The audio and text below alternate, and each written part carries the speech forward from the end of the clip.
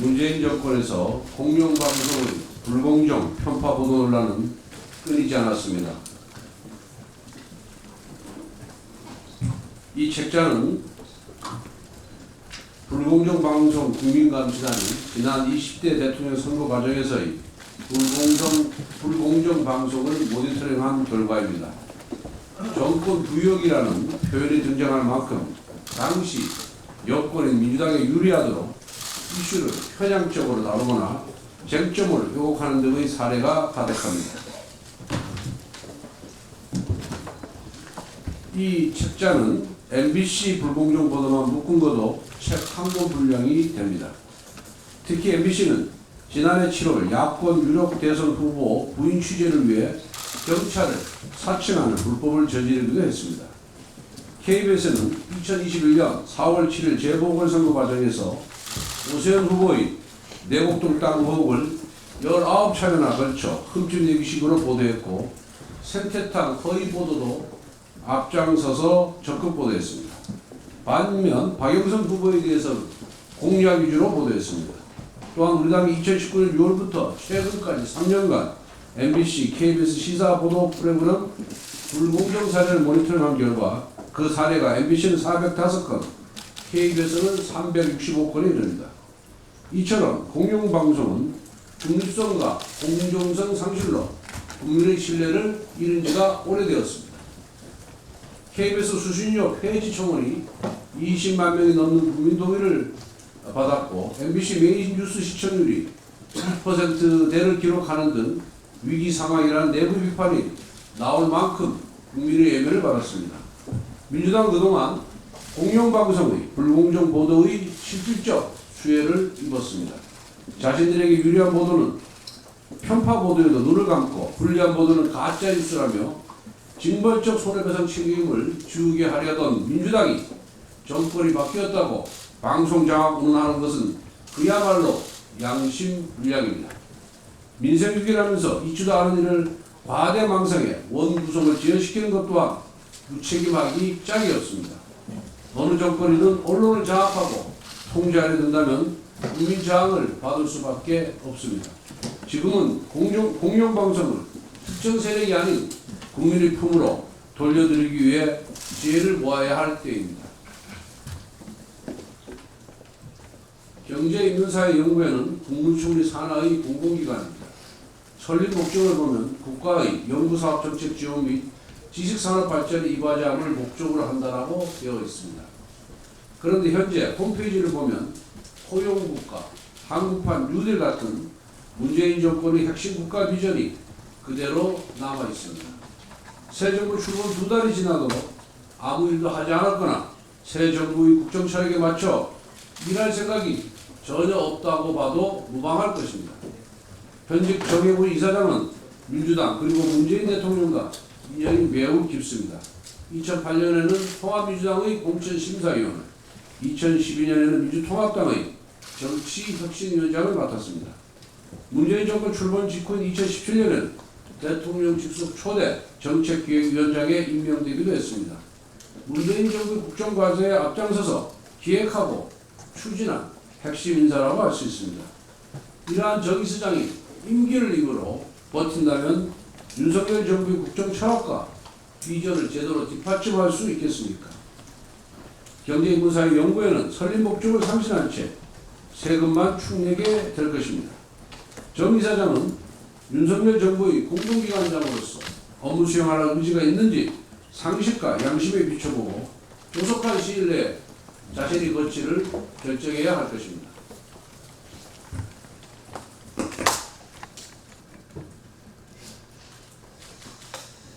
어제 정부가 제2차 비상경제 민생회의를 개최를 했습니다. 한국은행의 빅스텝 금리 인상과 관련해 윤석열 대통령이 서민 부담 경감책을 세우라고 지시한 지 하루 만에 열린 회의입니다. 국민의힘 정책위는 서민들, 특히 2030, 40세대의 이자 부담에 대한 경감 조치를 수차례 요청했는데 정부에서 신속하게 대응책을 마련한 것은 참으로 다행입니다. 앞으로 국민의힘은 금리 인상으로 인한 금융 취약계층의 피해를 최소화하고 촘촘한 보완장치를 마련해 고금리 시대에 피해가 최소화되도록 노력을 하겠습니다. 안심전환대출의 확대를 통한 고정금리 전환도 계속 추진할 것입니다. 국민의힘은 이미 추경을 통해 햇살론과 최저 신용융자 특례 보증 등 저신용 저소득 서민 지원 대책으로 630억 원의 예산을 이미 확보를 했습니다. 정부와 관련 부처는 서민금융법에 보장되어 있는 서민금융지원 대책을 더욱 과감하고 신속하게 집행해 주실 것을 다시 한번 요청합니다. 특히 서민금융법상 서민 보증 상품을 위한 재원 확보를 위해 전 금융권의 출연금 확보에도 더욱 박차를 가해 주시기 바랍니다. 또한 청년과 저소득층 등 취약계층 금융지원 사업 확대를 위한 과감한 예산 편성도 적극 검토해 주시기 바랍니다. 코로나19 변이 중 가장 전파력이 강한 것으로 알려진 일명 켄타로우스 확진자가 국내에서 처음으로 확인이 됐습니다. 전 세계적으로도 코로나19 확진자가 급증하고 있습니다. WHO도 국제적인 공중보건 비상상태를 유지하기로 했습니다. 세계적인 경제 위기 상황에서 코로나까지 또다시 민생을 위협하고 있습니다. 정부가 어제 신종 코로나19 재유행에 대비 방역의료 대응 방안을 발표를 했습니다. 국민의힘은 정부와 협력하여 코로나 재유행이라는 위기를 극복하기 위해 최선을 다하겠습니다. 정부는 이번에 새롭게 발표한 대응책과 함께 문재인 정권에서 미흡했던 방역 대책의 확실한 보완책을 마련해 주시기 바랍니다. 먼저 방역의료 인력 확보에 만전을 기해 주시고 이분들이 노고와 헌신에 맞는 처우 개선책을 마련해 주시기 바랍니다. 또한 어르신들이 계시는 요양병원에 대한 신속한 진료 대응 체계를 마련해야 할 것입니다. 예비적인 병상 확보도 필요합니다. 질병관리본부는 예산 당국과 협의하여 만반의 준비를 기해 주시기 바랍니다. 장애인, 임산부 등 병원 진료를 받기 위해 어려운 계층에 대해서도 빈틈없는 진료 시스템을 마련하여 사각지대의 발생을 최소화할 수 있도록 조치해 주시기 바랍니다. 국민의힘은 정부와 코로나19의 신속한 대응책 마련과 민생 점검 등을 위해 오는 일요일에 고위당정 협의회를 개최합니다. 기존 코로나 대응 대책을 철저히 점검하고 국민들에게 더 필요한 대책이 없는지 빠짐없이 챙기도록 하겠습니다. 또한 민생이 어렵고 힘든 시기에 국민들의 통신비 부담이 너무 큽니다. 어제 윤두현 의원과 우리 당 정책위가 공동 주최로 통신요금 체계 개편에 대한 토론회를 개최를 했습니다. 국민들의 관심이 뜨거웠습니다. 과기부는 세밀한 통신요금의 설계가 되고 있는지 국민의 소비 선택권이 보장되는지 점검해 당에 보고해 주시기 바랍니다. 통신업계에도 요청드립니다. 모든 국민들이 허리띠를 졸라매며 경제위기 극복을 위해 고통분담에 참여하고 있습니다. 2030 세대들이 많이 사용하고 있는 5G 요금 체계에 기술적 어려움이 있더라도 고통분담에 참여해 주실 것을 요청드립니다.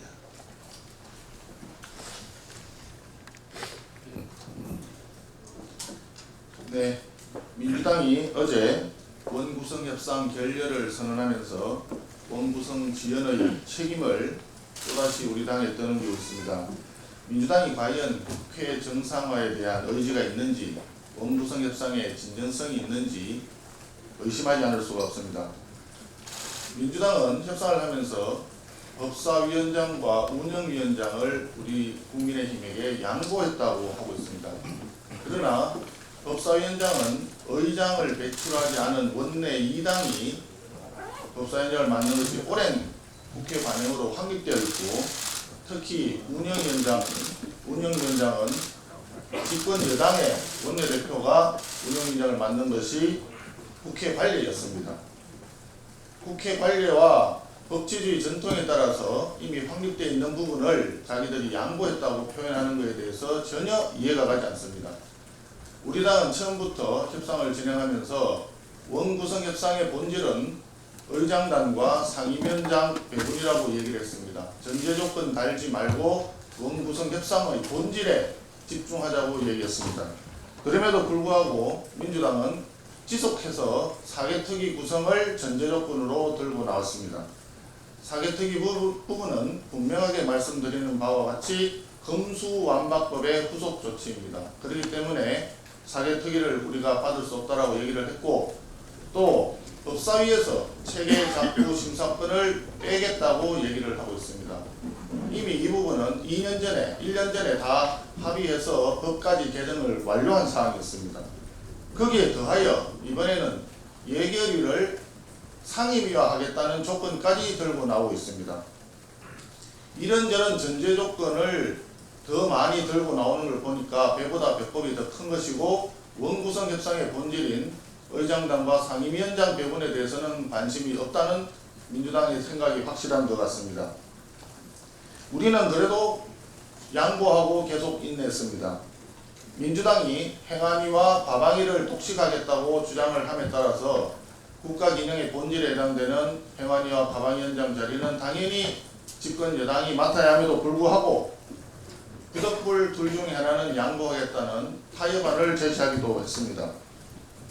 그런데 오히려 민주당은 행안위원장과 과방위원장은 절대 양보할 수 없다, 자기들이 가져가야 되겠다라고 하면서 정작 자신들의 뜻대로 진행되지 않으니까 협상 결렬의 책임을 우리 국민의힘에게 떠넘기면서 협상이 결렬되었다고 선언하게 되었습니다. 어제 협상 내용을 언론에 공개한 것이 빌미였습니다. 그러나 공개한 것 자체도 우리 당이 먼저 한 것이 아니라 원내대표께서 언론 인터뷰를 하기 전에 이미 민주당 발로 추정되는 글이 돌았고, 그 언론이 그 내용을 토대로 해서 우리에게 확인을 해온 것입니다. 이 확인하는 질문에 답하는 과정에서 일어난 일입니다. 저에게도 이를 확인하는 취재 요청이 쇄도한 바 있습니다. 민주당은 제대로 된 이러한 사실관계 파악도 없이 일방적으로 책임을 전가하면서 협상 결렬을 선언했던 것입니다. 이렇게 무책임한 처사가 어디에 있습니까? 이제 협상기일이 며칠 남지도 않았습니다. 국민들이 지켜보고 계십니다. 국민을 상대로 해서 민생을 볼모로 해서 우리 당을 협박하고 공갈하지 마시기를 바랍니다. 다시 한번 민주당에게 강력히 촉구합니다. 진정성 있는 자세로, 책임 있는 자세로 원구성 협상에 나서주기 바랍니다.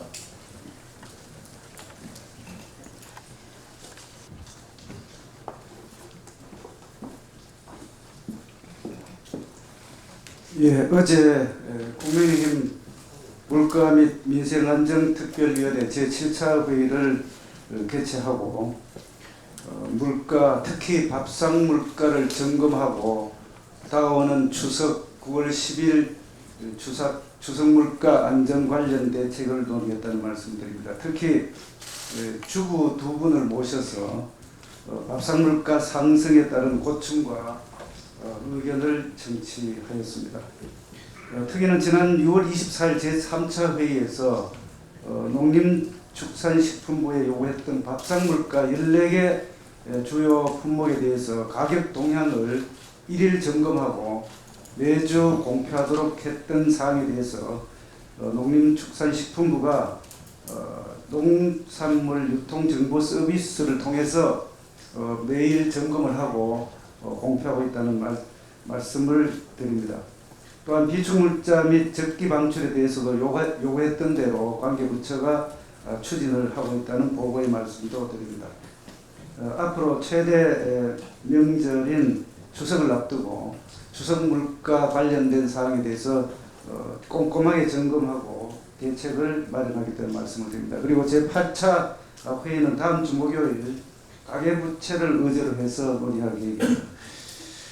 다음은 청년 3명 중에서 1명이 최저임금도 받지 못하는 그런 상황에 대해서 한 말씀 드리겠습니다. 취업을 한 청년 3명 중에 1명은 최저임금을 못 받는 것으로 이렇게 나타나고 있습니다. 작년도 통계입니다만 24세 이하 청년 근로자 중에서 최저임금을 받지 못하는 비율이 33.7%에 이르고 있어서 2017년 28%, 2018년 32%에 이어서 계속적으로 증가하고 있어서 걱정입니다.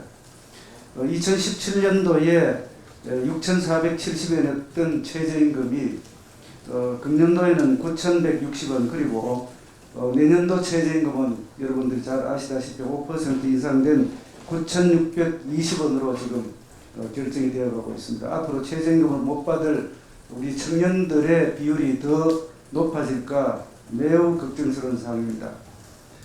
특히 지난 정부에서 급격하게 최저임금이 인상됨으로 해서 비숙련 근로자들, 특히 청년층의 근로자들이 매우 어려움을 겪고 있었고, 특히 내년도에 최저임금이 발표되자 편의점에서는 이에 반발해서 심야 할증 도입, 무인 점포 확대 등의 자구책을 준비하고 있는 것으로 이렇게 알려지고 있습니다.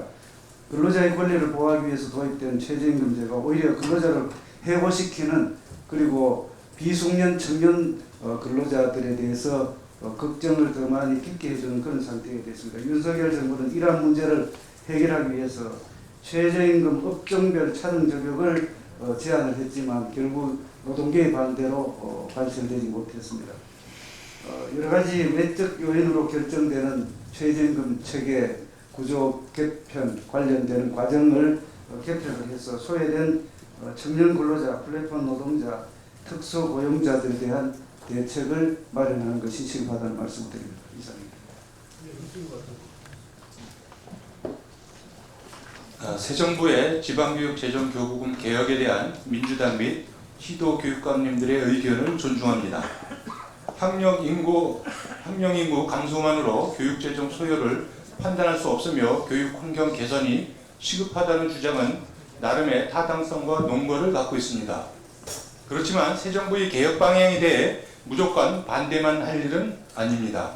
우선 내국세의 20.79%를 자동 할당하는 교부금이 그동안 제대로 사용됐는지 철저한 점검이 필요합니다. 공교육에 대한 국민 신뢰도, 기초학력 저하, 사교육비 증가 등 교육자치 성과와 문제점에 대한 객관적 평가가 이루어져야 합니다. 2016년에서 2020년까지 5년간 시도교육청 결산을 보면 2월액과 불용액 등 매년 미집행 규모가 평균 6조 원에 달하고 있습니다. 들어오는 돈은 많은데 그 돈을 다 사용하지 못하고 있습니다. 교부금을 교육감 자신의 정치적 목적으로 사용했다는 지적도 있었습니다. 교육재정은 학생 수가 아니라 학교와 교실, 교원 수를 감안해야 한다는 주장도 맞지만 폐교로 인해 가르칠 아이가 없으면 교원 감축도 불가피하고 재정 수요 감소 요인이 될 수밖에 없다는 점도 인정해야 합니다. 2016년 1350개였던 폐교수는 2022년 3월 기준 3896개로 3배 가까이 증가하였습니다. 내국세의 일정 비율을 재정 수요와 무관하게 기계적으로 배치하는 것이 합리적인지도 판단해야 합니다.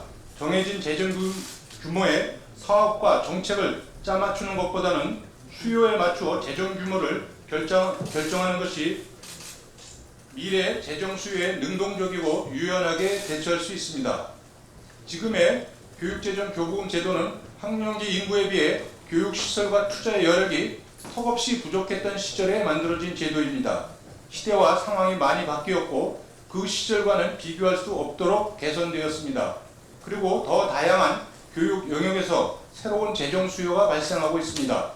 한정된 재정 속에서 미래 재정 수요에 대응하려면 증세가 불가피한데 증세 이전에 재정 지출 구조 조정을 통해서 재정 전략의 효율성을 기하는 것이 국민에 대한 정부의 도리입니다. 지방교육 재정교부금 개혁은 지난 5년간 급증한 국가 채무와 한정된 국가 재정 속에서 재정 지출 구조 조정을 통해 교육 재정의 효율성과 생산성을 높이자는 취지입니다. 교육 외적 영역에 사용하자는 것도 아니고 고등교육 발전에 사용하자는 것으로 그 혜택은 오롯이 우리 아이들에게 돌아가는 것입니다. 역대 정권들이 교육개혁을 외쳤지만 용두사미로 끝났습니다. 변화와 혁신을 위해서는 과감한 정책 거버넌스와 패러다임의 변화가 필요합니다. 기득권과 텃밭 지키기 사고로는 개혁이 성공할 수 없습니다. 어떤 정책이나 관점에 절대선이 있을 수 없고 일단이 있겠지만 새 정부의 변화와 혁신에 대한 의지와 충정에 대해서만큼은 민주당과 교육감님들이 대승적으로 판단해 주시고 개혁에 함께 해주시기를 기대합니다. 네, 이철규 의원입니다. 우리 국민권익위의 공정성과 정책 중립성을 훼손한 전현희 권익위원장은 즉각 사퇴하기 촉구합니다. 윤석열 정부가 출범한 지 이미 2달이 지났음에도 민주당 정부에서 임명되었던 일부 정치권 인사들이 기관의 독립성과 중립성을 운운하며 대선 민의를 거스르며 국정을 회방놓고 있습니다. 그중 대표적인 인사가 바로 전현희 국민권익위원장입니다. 전현희 위원장은 윤석열 정부 출범 이후 줄곧 권익위는 대법원장과 국회가 추천을 한 독립적이고 신분과 인기가 보장되는 기관이라며 곡학하고 또 혹세무민하며 국민의 권익이 아닌 자신의 권익을 챙기고 있습니다. 참으로 가당치 않은 말입니다. 전현희 위원장은 최근 한 언론과의 인터뷰에서 지난 정부 시절 자신은 권익위원장으로서 재임하며 법령에 정해진 독립성과 자율성을 철저히 지켰다며 마치 자신이 아니면은 권익위의 중립성과 독립성이 훼손되는 것처럼 국민들을 속였습니다. 그러나 전현희 위원장은 국민권익위를 특정 정파의 권익지키위원회로 추락시킨 장본인입니다. 그런 사람의 입에서 독립성, 자율성을 운운하며 새 정부의 국정 운영의 해방을 놓는 것은 가당치도 않은 일입니다. 전현희 위원장이 스스로 4년 임기를 다 채우겠다고 하면은 강제로 끌어낼 수는 없을 것입니다. 그렇지만 전현희 위원장이 재임 중 자신이 저지른 일들에 대한 책임은 져야 할 것입니다. 그 책임은 물어져야 합니다. 정무직 공직자 또 임명직의 공직자들 임기제는 공정하고 정책 중립성에 의한 직무 수행을 보장하기 위한 것이지 정파적 입장을 대변하라고 임기를 보장해 준 것이 아닙니다. 또한 정권이 입맛대로 휘둘리는 위원장의 생계 수단을 보장하기 위한 목리부리기용도 결코 아닙니다. 전현희 위원장은 부패 감시나 공정성 관련 전문성보다는 문재인 정부가 임명한 캠프 출신의 정치인 출신 위원장입니다. 전현희 위원장은 과거 박원순 전 의원 서울시장의 성추행 사건 당시에도 고인의 명예를 존중해 드리는 것이 도리라며 피해자의 권익보다는 권력자의 이익을 챙겨줬습니다. 또한 자신의 전임이던 박은정 위원장 당시 조국 전 장관의 직무와 검찰의 배우자 수사엔 직무 관련성의 소지가 있다는 판단을 내렸음에도 불구하고 이 일을 뒤집어서 직무 관련성에 대한 사실관계 확인 절차를 거치지 않은 판단이므로 입장이 다르다하면서 자신이 속한 정파의 이익 챙기기에 급급했습니다. 또한 지난해에는 더불어민주당 국회의원들의 부동산 투기 의혹이 사회적 비난을 받자 이를 물타기 하기 위해서 야당 의원들의 부동산과 관련 없는 건축법 위반 또한 산지관리법 위반 등 아주 관련이 없는 사항까지 끼워 넣기로 12명을 맞춰서 이 국민들의 비난을 야당에게까지도 물타기로 돌리기 위해서 이런 불법을 서슴지 않았습니다. 이것은 권익위의 직무 범위를 일탈하는 직권남용 행위입니다. 이런 직권남용 행위에 대해서는 반드시 법적 책임이 뒤따라야 할 것입니다. 또한 정무직은 정권이 결정되는 새로운 정부의 국정 철학과 비전을 지향할 수 있도록 깨끗하게 비워주는 것이 마땅합니다. 이것이 개인의 생계수단으로 권익에 대해서도 안 되고 또한 정파의 이익을 지키기 위한 정치적인 자료가 되어서는 더더욱 안 될 것입니다. 특히 전현희 위원장처럼 공정성과 정치적 중립성을 상실한 정무직은 설령 그 임기가 남아있더라도 기관의 독립성과 구성원들의 자존심을 지켜주기 위해서라도 스스로 거취를 정리하는 것이 상식에 부합한 일일 것입니다. 전현희 위원장은 이러한 국민권익위원회의 설치 목적에 맞게 기관을 운영해 왔는지, 또한 정무직 장관급 위원장으로서 임기 내 공정성과 정치적 중립성에 흠결이 없었는지 되돌아 봐주기 바랍니다. 국민 앞에 그동안의 잘못을 사죄하고 거취를 결정하는 것이 그나마 최소한의 도리를 다하는 길이라고 생각합니다. 다시 한번 거취를 정리해 주시기 바랍니다.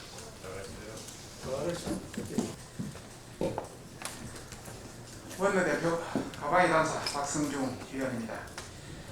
원내대표께서 공영방송의 여러가지 편파방송, 또 불공정방송, 또 더 심히 나아가면은 위법방송, 이런까지 여러가지를 이야기를 했고, 지난 대선에서 수백 건의 사례가 적출되었다고 이야기했습니다. 저는 오늘 거기에 곁들여서 여러가지 지금 상임위원장 분배 때문에 여러가지 문제를 안고 있는데, 공영방송 몇 가지 사안에 대해서 말씀드리고자 합니다. 지금까지 국회 가방이 위원장을 야당이 맡은 적은 제 기억으로는 없습니다. 문서상으로 찾아도 별로 없습니다. 자고로 국회 가방위원장은 여당이 계속 맡아왔다. 우선 판례를 그렇게 말씀드리고요.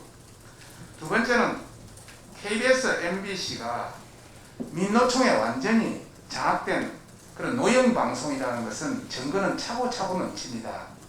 참고로 제가 구체적인 숫자를 가지고 이야기를 하겠습니다. 지금까지 별로 이야기를 안 했는데, KBS 전체 직원들이 한 4,400여 명 됩니다. 그 중에 간부들 한 600~700명 빼고는 한 3,800대 텐데, KBS 본부노조, 그러니까 민노총 소속의 노조, 본부노조가 2,540명입니다. 거의 장악했습니다. 특히 사장, 부사장, 본부장, 보도본부 전체 거의 보직자들은 다 본부노조 출신입니다. 또 산별 협약에 의해서 편성권과 인사운영권까지도 KBS, MBC 다 장악하고 있습니다. 노조가 다 관여할 수 있습니다. 그러다 보니까 이렇게 편파 방송이 완전히 자행되고 있습니다. 참고로 MBC도 전체 지금 한 1,600여 명 되는데, 간부들 한 400명은 1,200명 될 겁니다. 그 중에 본부노조, 민노총 소속의 본부노조가 1,060명입니다. 거의 90%, 85%, 90%입니다. 여기는 사장부터 밑에 보직까지 거의 대부분이, 거의 기술직 한두 명 빼고는 100%가 그냥 본부노조 출신입니다. 이러니 한쪽 시각으로 될 수밖에 없습니다.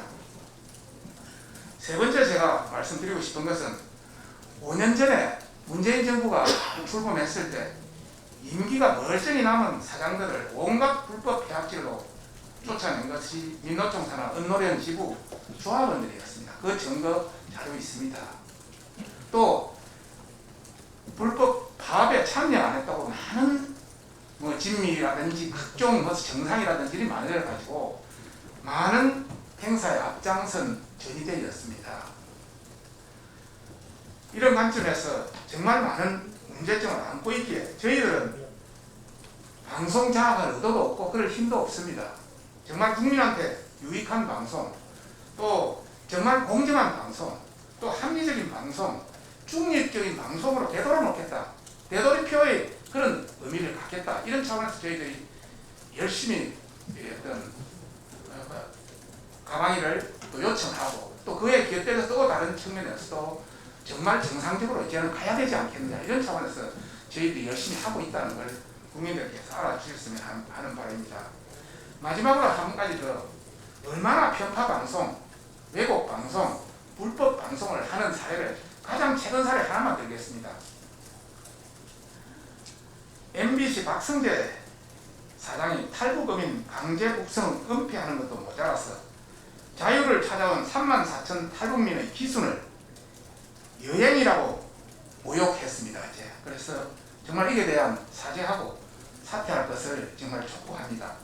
어제 뉴스에전 플러스에서 북한이 대한민국 영토이면 기수는 여행이라는 헤드라인을 달고 권순표 앵커는 북한 사람이 오면 기순도 아니고 여행 아닌가요? 라며 탈북민 기수를 조롱하는 방송을 했습니다. MBC는 탈북 어민이 처형된 것을 은폐하고 왜곡하는 것도 모자라서 기순을 여행이라 할 만큼 강제 북송 사건이 장난으로 보고 있는 겁니다. 진짜 국민을 우롱하고 있는 겁니다. 또한 방송에서 북한이 대한민국 영토라는 헌법 제3조까지 짓밟는 발언을 서슴지 않았고 기순 의사를 밝힌 탈북 어민의 죽음에 대해서는 말하면서 계속 시종 일간 희희낙낙거렸습니다. 기순 의사를 밝히고 강제로 북송시킨 것은 명백한 국제법과 헌법을 위반한 것이며 반인도적, 반인륜적 범죄 행위에 대해서는 MBC는 민주당을 비호하는 것들도 모자라서 은폐하고 왜곡하고 있습니다. 아울러 강제 북송 사건 당일 1911년 15일 MBC 당시 뉴스데스크는 국회 외통위 긴급 현안 보도를 보도하면서 선원들이 기순 의사를 밝혔음에도 정부가 강제 북송했다고 자유한국당이 주장하고 있다. 이렇게 이야기했습니다. 명백한 사실을 단순한 주장이라고 왜곡 보도했습니다. 또한 탈북 어민들이 기순 의사를 밝히는 통례와 다르기 때문에 기순 의사의 진정성이 없다라는 민주당의 논리를 그대로 앵커 오프닝 멘트로 강조하면서 민주당을 비호했습니다.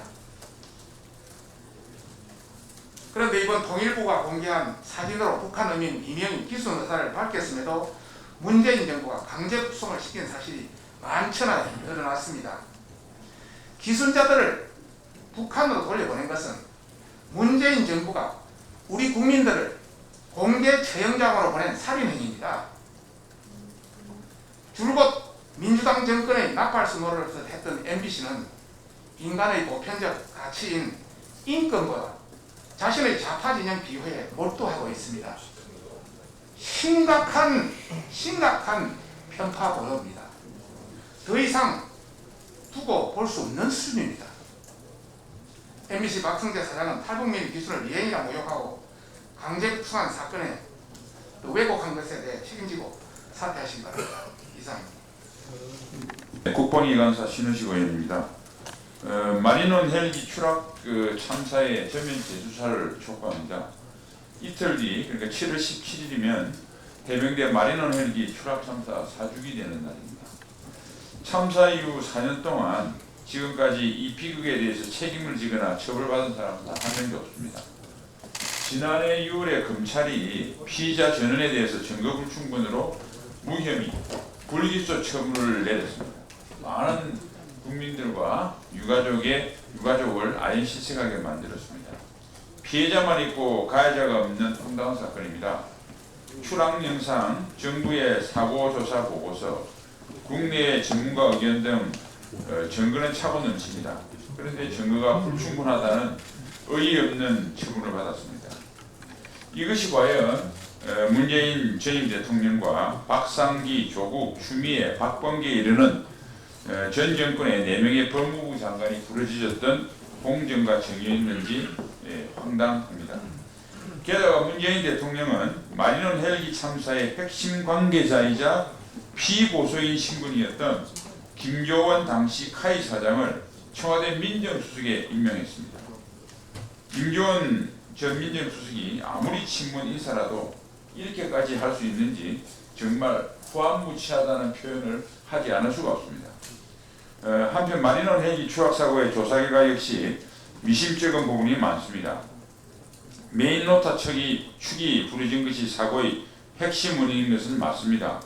그러나 사고조사 결과 보고서는 메인 노타 축뿐만 아니라 화재 방지 장치 정상 작동 여부, 연료 탱커, 기타 장비 부품의 결함 여부 등에 대해서는 일체 언급이 없었습니다. 이제 이러한 마리논 참사의 이러한 불법을 다시 회복할 수 있는 희망이 생겼습니다. 지난 5월 출범한 우리 윤석열 정부가 제복 영웅이 존경받는 나라, 국가를 위한 희생과 헌신에 책임 있는 보훈을 만들겠다고 국민께 약속했습니다.